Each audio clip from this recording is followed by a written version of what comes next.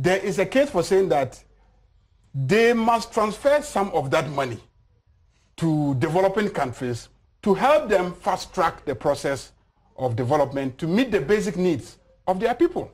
We can't allow them to keep all that money, starting from slavery to colonialism and how, a dependent economy was structured so that natural resources were moved from here to go to the metropolis to facilitate the development of the metropolis, how they killed deliberately certain industries that were emerging so that they can boost their own industries and turn us into producers of raw materials for their own industrialization and sending us back and truncating our process of development.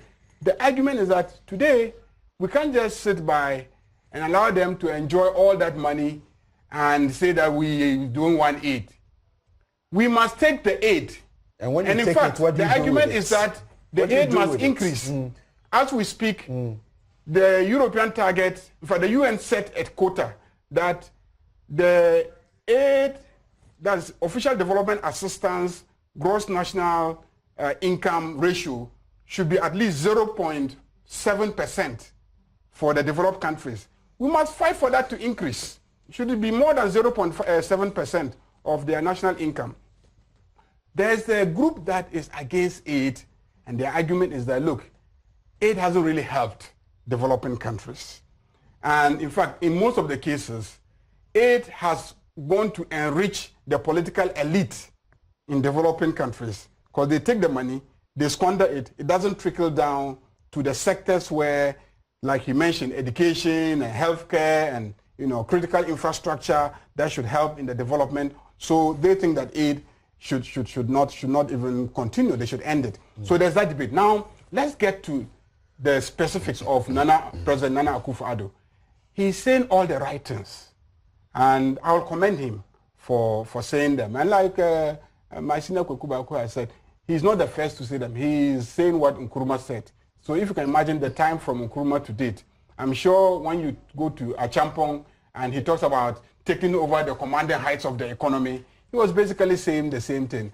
And when you go to Rawlings and his revolution and the rhetoric of the left at the beginning of the revolution, they were all saying the same thing. The question is practically, what should we do? I have given some practical proposals. I have said that by President Nana Akufo-Addo's own calculation, if you take the 2018 budget, foreign component in terms of the finance of our budget is about 4.7 billion. 4.7 billion. Just last year, he says when he limited sole sourcing by just 50% thereabout, he was able to save 800 million Ghana cedis. And I say, if you abolish sole sourcing altogether, you can save 2 billion. Already half of foreign finance component of your budget is being addressed. Now, let's get to the exploitation of our natural resources, the mining companies.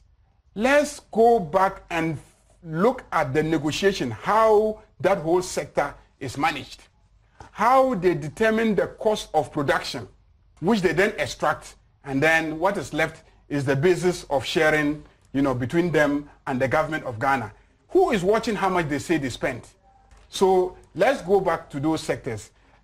Let's take something like the ECG concession that we're discussing, where some people are just going to come here and help us fix meters in our homes, and read the meters, and then bill and do some minimal investment in the infrastructure for distribution, which was already in existence. They just need to retool it, and they're going to take a certain percentage, because that's what the concession is all about. Cut that. If they want to assist us, let them help us with the technical assistance to retool ECG. If you go around checking all these leakages like my brother is saying, trust me, whatever we're getting as the official development assistance today, in 2 years' time, we could get that by just plucking leakage in almost every sector of our country. And as for the aid, in addition to plucking and saving, we must take the aid from the developed countries because we have contributed to the development of those economies and we must benefit. Okay, I may return.